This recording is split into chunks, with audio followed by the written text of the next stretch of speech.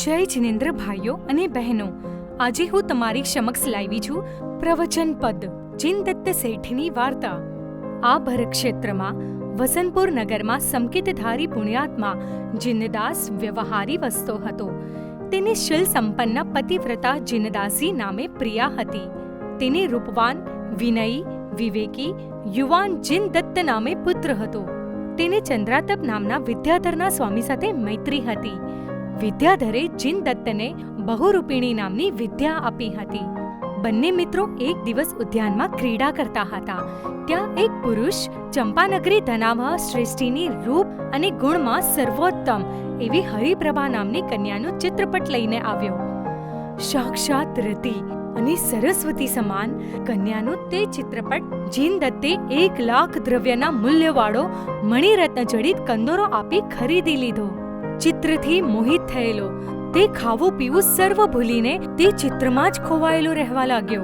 દ્રવ્યના વ્યર્થ વ્યય માટે પિતાના ઉપાલંબને સહન ન કરી શકવાથી તે રાત્રે ગુપચુપ ગૃહ ત્યાગ કરીને ચાલી નીકળ્યો. વિદેશ જઈ પુષ્કળ દ્રવ્ય કમાઈને જ ગૃહ પ્રવેશ કરીશ એવો સંકલ્પ કર્યો. ચાલતા ચાલતા અનુક્રમે ચંપાપુરીમાં ધનાવહ સાર્થવાહને ઘેર જઈને પહોંચ્યો.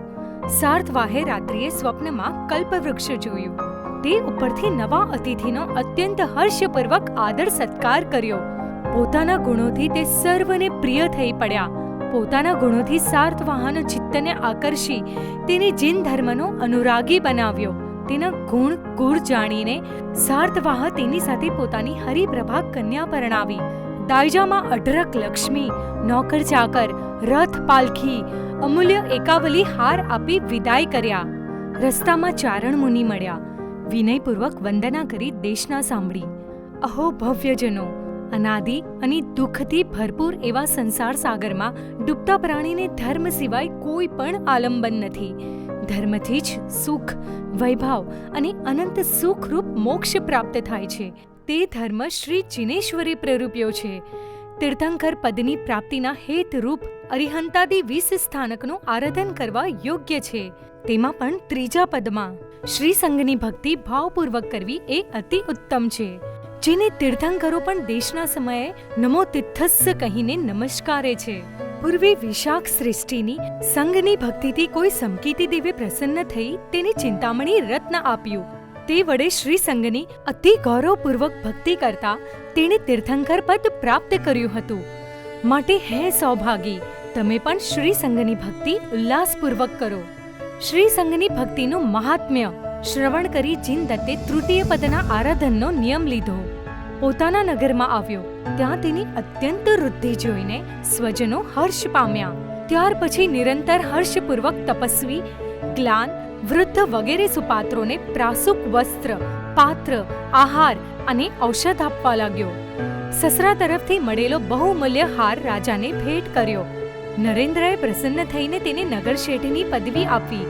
જીનેશ્વરની પૂજા અને ગુરુદેશના સાંભળીને સમ્યકત્વમાં નિશ્ચર ચિત્તવાળો થઈ સાધર્મિક ભક્તિ પ્લસ ચતુર્વિક સંઘની યથાશક્તિ ભક્તિ કરવા લાગ્યો. શ્રી સંઘની ભક્તિના પ્રભાવથી તેનો યશ બહુ વિસ્તાર પામ્યો. એક દિવસ ઇન્દ્રે દેવસભામાં તેની ભક્તિની પ્રશંસા કરી. રત્નશેખર નામનો દેવ શંકા લાવી પરીક્ષા કરવા શ્રાવકનું રૂપ લઈને તેની પાસે આવ્યો. જીનદત્તે નૂતન આગંતુક સાધર્મિકનો આદર સત્કાર કર્યો. કપટી શ્રાવકે જીનદત્તની પ્રશંસા કરી. પોતાની પ્રિયાના અર્થે એકાવલી હારની યાચના કરી. જો હાર ન મળશે તો મારી પ્રિયા અને હું પ્રાણ ત્યાગ કરીશું એમ કહ્યું. જીનદત્ત બોલ્યો, આ સર્વ દ્રવ્ય સાધર્મિકોને માટે જ છે. હું તો માત્ર તેનો વ્યય કરનાર છું એમ કહી અત્યંત મૂલ્યવાન એકાવલી હાર તેને અર્પણ કર્યો. દેવે પ્રસન્ન થઈ તેના શિરે પુષ્પવૃષ્ટિ કરી. તેની પ્રવચનની અને સંઘ ભક્તિની સ્તવના કરીને તેને ચિંતામણી રત્ન આપ્યું. ચિંતામણી રત્નના પ્રભાવથી જીનદત્ત સૌ સંઘના વાંછિત પૂર્ણ કરવા લાગ્યો. એક વખત 4 જ્ઞાનના સ્વામી રત્નપ્રભા ગુરુ પાસે પોતાની ભવ સ્થિતિ પૂછી. જ્ઞાની ગુરુએ કહ્યું, હે દેવાનુપ્રિય, તું અહીંથી કાળધર્મ પામી પહેલા ગ્રૈવ્યકમાં દેવપણે ઉત્પન્ન થઈશ. ત્યાંથી ચવી મહાવિદેયમાં તીર્થંકર પદ પામી મુક્તિમાં જશે. શ્રાવકપણામાં જ તીર્થંકર નામ કર્મ બાંધ્યું. આ પ્રમાણે ગુરુના વચન સાંભળી અત્યંત હર્ષવંત થઈ. 7 ક્ષેત્રમાં પુષ્કર દ્રવ્ય ખર્ચી શુભ ભાવનાપૂર્વક પોતાની શ્રાવિકા અને બીજા ઘણા શ્રેષ્ઠીઓ સાથે ગુરુ મહારાજ પાસે ચારિત્ર અંગીકાર કર્યું. મુનિપણામાં પણ ઉલ્લાસપૂર્વક પ્રવચનની ભક્તિ કરતા મુનિઓને એષણીય ભક્તપાન લાવી આપી યથાશક્તિ વયાવૃત્ત કરતા. નિરતિચારે ચારિત્ર પાડી અનુક્રમે પ્રથમ ત્રૈવૈયકમાં મહારુદ્ધિવાળા દેવ થયા. ત્યાંથી આયુષ્ય પૂર્ણ કરી ચ્યવી મહાવિદય ક્ષેત્રમાં તીર્થંકર થઈ મોક્ષ પદ પામશે. હરિપ્રભા પણ તે તીર્થંકરના ગણધર